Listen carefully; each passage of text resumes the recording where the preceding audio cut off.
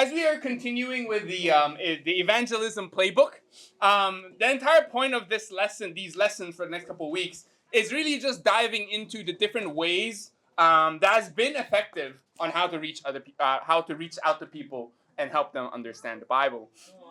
And it is by no means going, hey, I'm going to pick one and never do the other. It's, hey, you are a disciple, and you must learn how to be effective and reach out to others anyways. I've already sent out the notes, first and foremost, as well as the Easter service invite. And I'll be preaching a lot more about it later. But me and Jas, we wanted to take something from the Philippines over to the Hong Kong church. And one of the things that they do, maybe you can ask Abhishek and Lan, is every Sunday they do a potluck. Yes. What that is every Sunday, every single house would bring their own food. Yeah. And we would all just eat at the venue. Yeah. With regards to exactly what food, of course, we'll organize that just to make sure. We'll make sure to clean and everything. So I'll talk to the venue and everything. So yeah, so don't worry, Nikki. I got you. I was looking at her. If it's a potluck, it's normally Filipino, so there must be rice. And essentially, it's just a big hangout. Essentially, more details to follow. I just want to put that out there. But coming into it's March, so we're already coming to April. But I'm gonna announce all these things as well. Me and myself and Josh are thinking of other things that we're gonna be doing for the church. The retreat is coming up soon as well in May. Of course, Abhishek and Lan's wedding. More details to follow. So likewise, the groom honoring and everything. A lot of disciples from different churches will be coming over, of course, welcoming them as well. As well as what they were thinking, what Josh was thinking, this is all of Josh's incredible ideas. We were thinking about, like, in the Philippines, they had this thing where for church, everyone would show up in a sports venue, and they would have a sports Sunday. Yeah, people are looking now. Sports people, let's go. Yes, we are playing basketball for the conference, so we need to get ready. But what we were thinking is of course, we're still having church. Of course, we're honoring God, we're worshiping, we're doing all these things. We're having a sermonian and then going straight to playing games. Whichever sport, we're still deciding. I know some people would want to play volleyball. Some would want to play badminton. Some people would want to play basketball and all these different things. So soccer, that's also a good idea. But essentially, send me some ideas. But these are things that we are thinking about. Yeah, let's go, bro. And naturally, with a lot of these events, I would naturally want to give you guys encouragement. It's like, hey, now we need more people to go and encourage, to have fun and worship God together.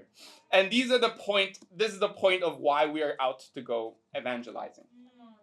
The title of this lesson is essentially Campus Evangelism. Oh, but I'm a working guy. This doesn't relate to me. No, it still relates to you. Because this is still how to relate to students and how to relate to people anyways. These are still human beings. John 8 verse 2, and these are a lot of scriptures first. John 8 verse 2, it reads, "At dawn, he appeared again in the temple courts where all the people gathered around him, and he sat down to teach them." John 10:22-24, then came the festival of dedication at Jerusalem. It was winter and Jesus was in the temple courts walking in Solomon's colonnade. The Jews who were there gathered around him saying, "How long will you keep us in suspense? If you are the Messiah, tell us plainly." John 7 verse 14, not until halfway through the festival did Jesus go up to the temple courts and began to teach. John 7:25-26, at that point, some of the people of Jerusalem began to ask, "Isn't this the man they are trying to kill? Here he is, speaking publicly, and they are not saying a word to him. Have the authorities really concluded that he is the Messiah?" Luke 4 verse 14-15, Jesus returned to Galilee in the power of the Spirit, and news about him spread through the whole countryside. He was teaching in their synagogues, and everybody praised him. Luke 4:22, all spoke well of him and were amazed at the gracious words that came from his lips. "Isn't this Joseph's son?" they asked.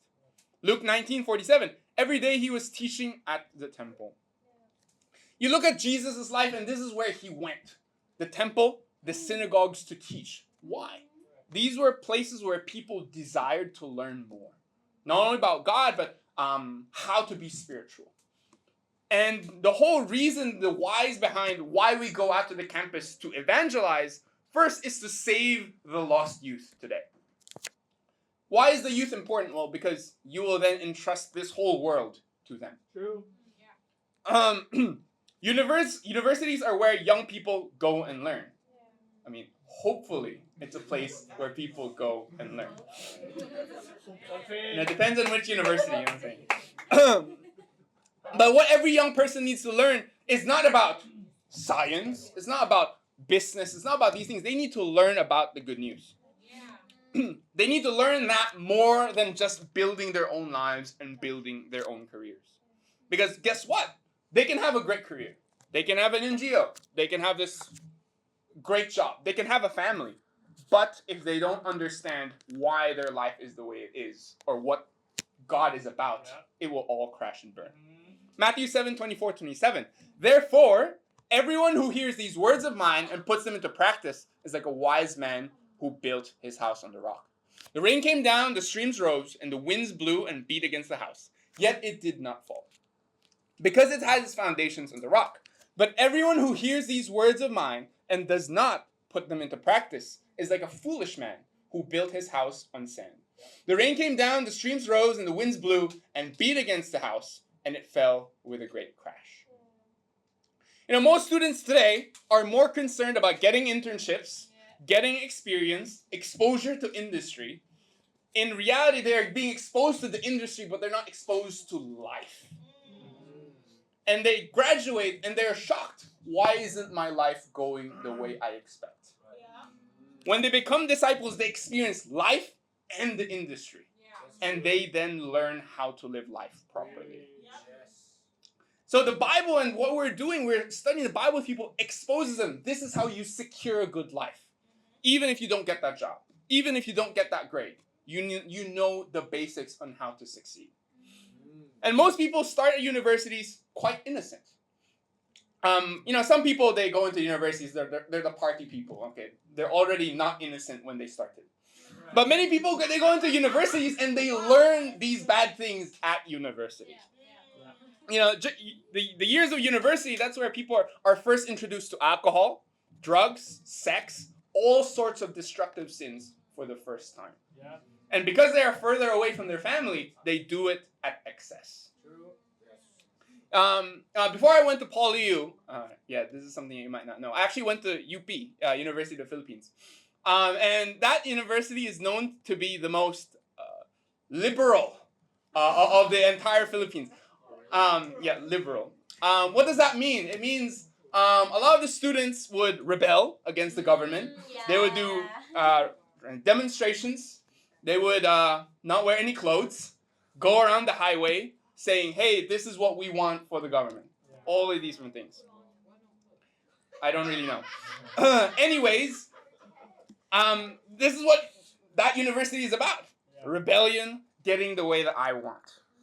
Many of the people in the university there has earned their degree to be at the best Philippine university. And they continue with their lives knowing that they're the smartest, the best of the best in the Philippines. And they go through with their pride. Mm-hmm. When I went to university in Australia, that's a very different story. It's the opposite. A lack of self-discipline. In Hong Kong, it's too much discipline. I mean, half. Is that good? You know, you can... Anyways. Me and Lan, essentially, we were stationed at the University of Sydney and University of Technology, Sydney, UTS. Essentially, pretty much, next to the university, bars. Everywhere. I lived next to a bar, and all of them were university students. It is a life filled with the lack of self-discipline and hedonism. The fight and desire of pleasure wherever they go. I would go to the bathrooms, condoms everywhere. Disposed vape modules on the ground. And even, you know, those nitrogen N2 bottles, also everywhere. We were inviting people to church, and everybody would go, hey, would you want to go to church on Sunday? And he would go, well, I'm sorry, I'll be out with friends. Winky face, on Saturday. And these people are proud that they're getting drunk. Yeah. These people are proud getting hungover. And this is the youth that we're going up against. Sadly, for some people in the universities, is the worst time of their lives. For many of those that are on exchange, for the first time who are international students, this is their very first time they have been exposed to the world, away from family, from friends, lonely, insecure, and they have to fight for their own selves. Many people, they start university with a bad hand, bullied, abused, robbed, and raped, leading to so many times suicide. It's very frightening that even in Hong Kong, 15 to 24, young adults 15 to 24, there are 10 cases of suicide per 100,000. That is essentially 58 students per year that needed the gospel simply to stay alive physically. For those in the ministry or with spare time, campus evangelism, it's a daytime evangelism. Why? Because essentially, the students are there pretty much the whole day. And so, guess you need to go there and minister to these people. The singles and the marrieds, of course, it's a nighttime. After work, you are going and reaching out to these people. Acts 19, 9-10. So Paul left them. He took the disciples with him and had discussions daily in the lecture hall of Tyrannus. This went on for 2 years so that all the Jews and Greeks who lived in the province of Asia heard the word of the Lord. Apostle Paul did this as well. When he was preaching, he would go to the halls of Tyrannus because these were people that wanted to discuss, debate, learn. In the same way, these are the places the students go to campus to do the same, to learn, to understand, and they are the most free to study the Bible, apart from their courses. Why do we have to reach out to these people? Well, or who are we reaching out to? Students. To go to the halls or nearby accommodations for foreign students who are coming. Many times, many people would be coming from wherever they're from. Tuen Mun, Yuen Long, Siu Sai Wan, all these different places. Essentially, when they graduate, then there is then a possibility of planting a Bible talk where they live. People who are on campus, teens and PhD students. It's not just students. Many of those who are, say, high school students, they come to campus. They go there to study. Why? Because there's free aircon, there's free Wi-Fi, there's cheaper food. Of course they want to do their study there. And I've met a couple of people. And let's not forget, to reach out to professors, other staff. Many times we evangelize on campus, they're like, I'm not a student here, I'm staff. I'm like, so? The Bible's for you too. And let's not forget, Philip was reached out on campus when he was a university professor. So you can ask him about his story. Essentially, one of the missionaries there, Zach, he was studying for an exam in the canteen. And all of a sudden, he just opened his mouth and Philip was there. And because of him, then Wiss is here, and Lily is here. And it started from campus. It started at UP, that university. Let's not forget, foreign students are met on campus, and they can then be raised to be missionaries and go back to their own home country. So many mission teams have been planted by foreign students being converted on campus. That's true. Well, Indonesia, first and foremost. We have a year for that already, 2027. Why? Because they have the passport. They have been put there by God to then be sent off. I think many times we need to hear this. When you are reached out to campus, you are probably the only person in that hometown to then become a disciple. You are the hope of that hometown. You're probably the hope of that region, of China or wherever you may be. Mark, if you guys know Mark Leo, essentially he was reached out in university in Sydney. Essentially, he's the hope of China. He's then been trained in Sydney, then go back to CT2. Now he went to London, he's writing his book, and now he's being sent back. And now he's writing a book. Why? Because he's been able to influence so many Chinese people through the internet. But people are reached out on campus for the saving of souls. Future leaders are met on campus. Why? Because then because of their university, they're stuck there for 1 to 4 years. Guess what they can do? Save people, train, and do greater things for God. Whoa. Now they're forced, because of their university, to live like a disciple, be fruitful, and learn. You know, Scotty, if you guys know, Scotty in Auckland is reached out on campus. Tegan, Aaron, myself, Leo, Evelyn, Emmanuel, Effie, Jordan, Jess, Marin. So many of our interns are met on campus. And so point number 1, how do we evangelize this way? And so many people think, oh, campus evangelism, easy. You go to campus, spend an hour there, and that's it. No. Campus ministry is 9 a.m. to 9 p.m. ministry. Many people think you just show up and ask people. No. That's part of it. But it's a lot deeper. Interns and disciples should own their campuses. It's their area. How many hundred thousands of students need the gospel? You go to campus to meet and socialize with people. You're not there to live an introverted life. Go to cafes, gyms, sports fields, walkways, social clubs, notice boards. Look for things to be a part of.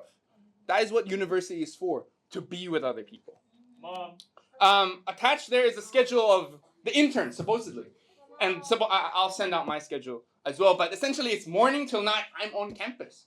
Why? So that first you know where I am. So give me a call. I'm in one of the classrooms there. Give me your problems. But essentially, we live on campus. Why? Because we need to get to know people. To be invited into people's social circles. To reach out to as many people as possible. You know, for Josh, it's like, hey, let's have a women's Bible talk. Hey, let's make it happen.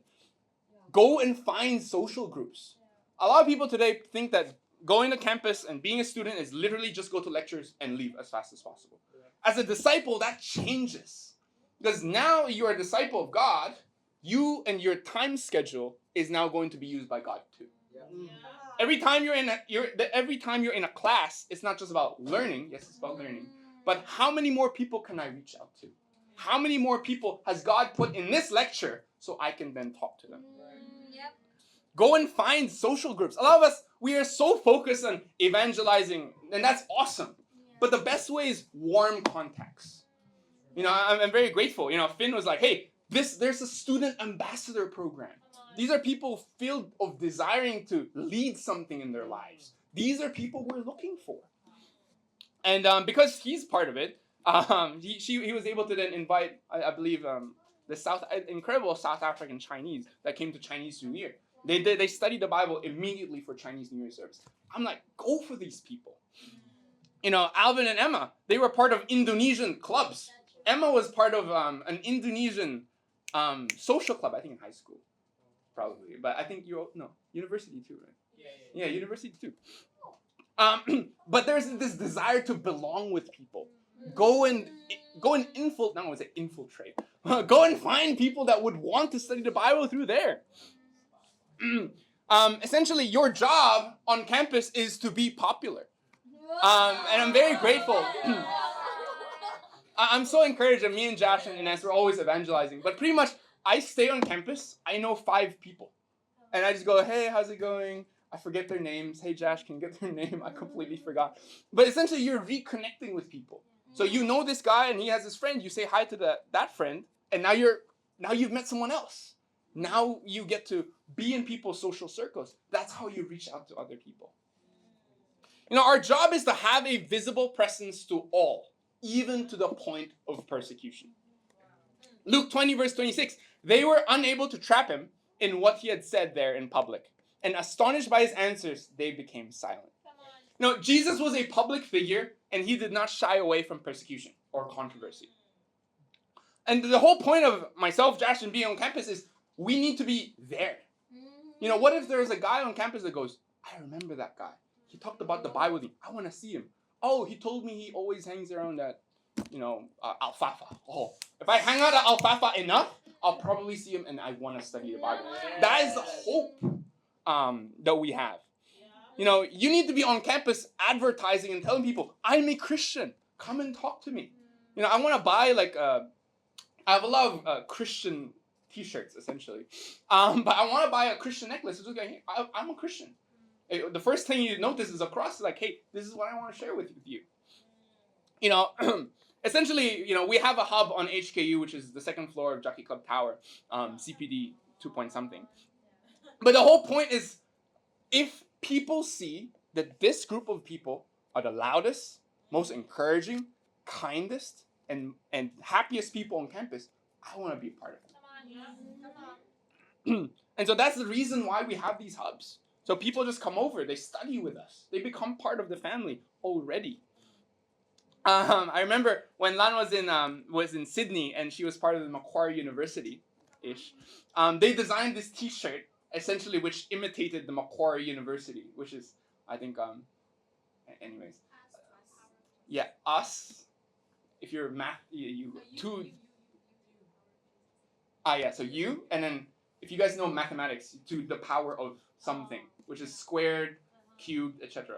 And then they edited it, and it's like, normally it's u raised to... Anyways, whatever they did, okay, they copied that logo, put it on a shirt, and instead of putting us, they put Jesus on it. And they put a scripture in the back. Essentially what happened was they got persecuted, and they go, hey, copyright and all these different things, and they were then prevented to wear it, but they still wore it. But people would come up and it's like, that's a really nice shirt. And that would attract people. You know, my run-ins on campus with a lot of the religious people, I was hanging out with that Filipino guy a while ago, and he asked me a question. He said, are Christians against each other? Because a lot of the Christian friends I have, whenever they see or tell me that I'm going to a different church, they would look at me with a scowl. I'm like, that's not right. And I tell them, like, no. For me, if I'm on HKU, I need to know every single Christian on campus. Yeah. The only problem is I don't find that many people. With the many people that are Christians on campus, I know their first names, I know when they evangelize, I know which church they go to, and they're comfortable talking to me. They're just not comfortable talking to me. I just don't know why. Anyways, in the past we received persecution, and I'm very grateful to then speak to the head of the religious organizations on campus, and we just explain ourselves. It's like, that's not our problem. They treat us this way, but I'm open to talk. If you have an issue with me, you have my number. I would love to listen to you. I would love to help you out in reaching out to people. Just speak to me. But many religious groups just don't want to talk to us, and that's cowardice. You know, great campus ministers are people who love this lifestyle. Many students don't like their universities, amen, because they associate their campus with work, professors, pressure, deadlines, etc.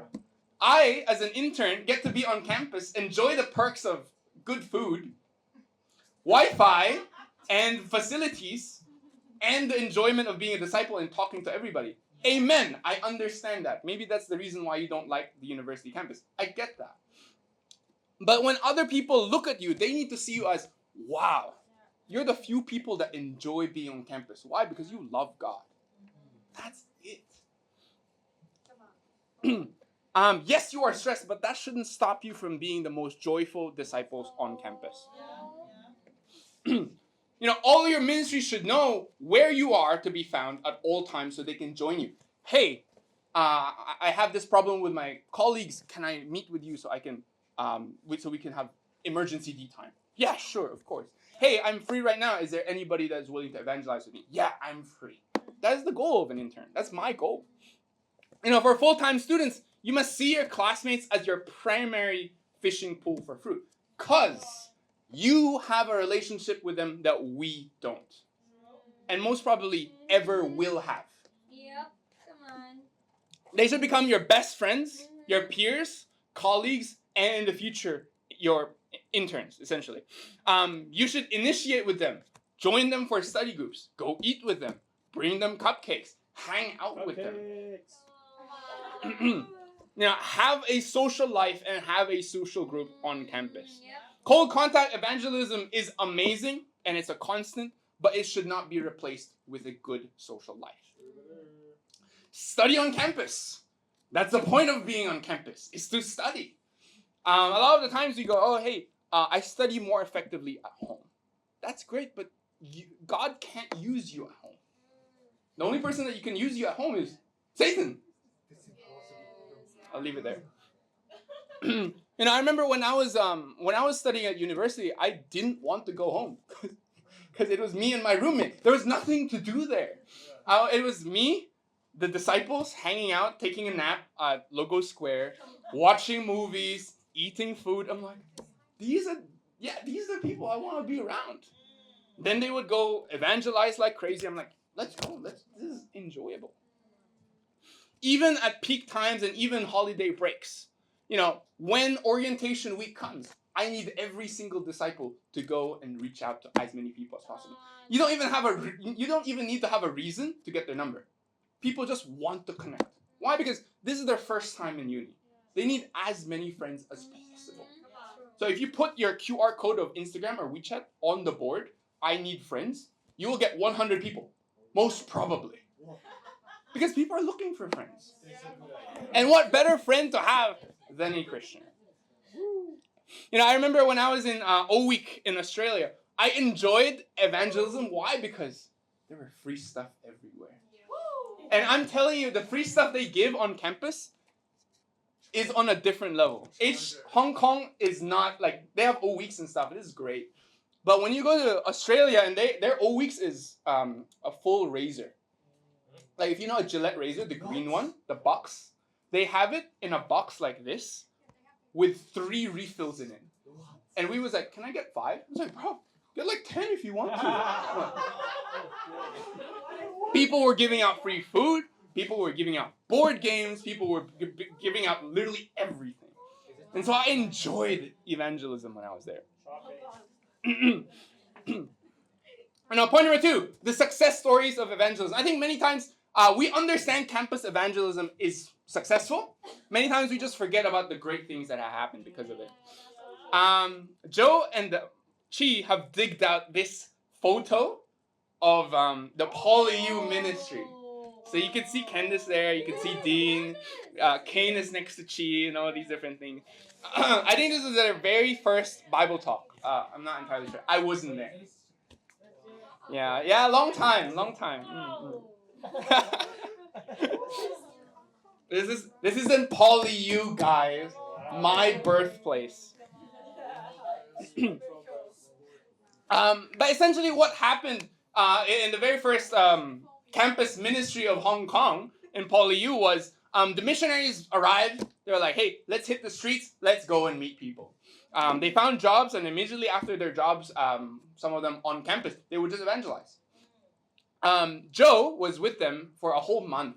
And Joe, being 50 or 60, essentially slept with the other brothers in the brothers' household, crammed himself on the sofa and just slept there and go, hey, let's go and let's keep going. I remember the missionaries told me, hey, we used to have 2 midweek services every week, morning and night. It was that level of dedication. Essentially, and everybody would just meet on campus, Logo Square, 6 to 7 p.m., and we would just go. And we would meet incredible people. I still remember Chi essentially having so many Bible studies because I think he was the only person full-time. And he would do Bible studies with brothers, some sisters, seeking gods and all these different things. Why? Because he was so eager. I just need to find someone. Of course, Shiny got baptized, myself, the second one, Leo, then Nikkei, Benjamin, who is now in Taiwan, essentially now having served the Paris Church, LA Church, Sydney Church, and now Taipei Church. Nikkei after 3 years, and from no students, from the very first time they've landed, 2-3 years later, now we have 10 disciples. At that time, 2 students, 1 PhD. 2 students, 1 PhD, and 1 student in UNSW. Roughly, and 1 USD student, essentially. But yeah, many times we forget that campus is not only for students. Tourists are there as well. And most probably, this is the very first time they've ever heard about the God.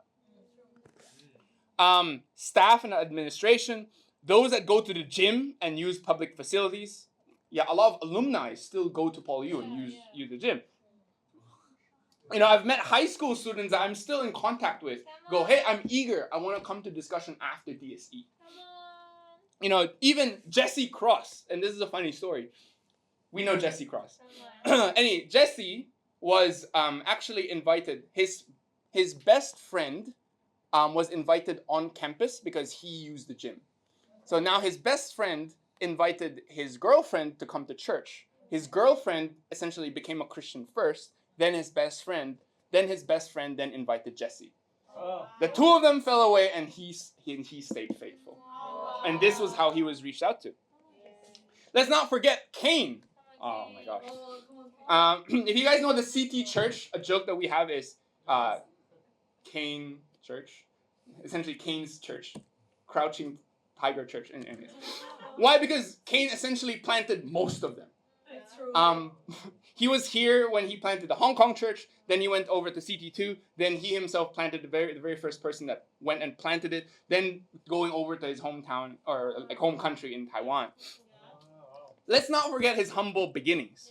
He was met at a McDonald's in front or outside of UNSW. He was there, homeless, living outside of his car, having been dumped by his girlfriend, using public Wi-Fi. And essentially, he was the last person that Chi and Joe met after 4 or 5 hours of sharing that entire day. They were like, one more, and that was Cain. What? Essentially, what happened was he was actually looking for someone to study the Bible with him. So he contacted his old Chinese church. He goes, hey, can I study the Bible with you? And then his church go, oh, I'm sorry, it's New Moon Festival. We're all taking a break. I'm sorry, we can't. All of a sudden, Joe and Chi were there, invited him to study the Bible, and he goes, wow, I'm really excited to do that. Long story short, he became a disciple, married, and is now expecting a kid. Many times we go on campus and we go, oh, I need to find someone I just need to find a number. I'm like, you are here to find someone that wants the Bible. Aaron Ha met Keanu and Marin on UNSW, the very campus that he himself was baptized in.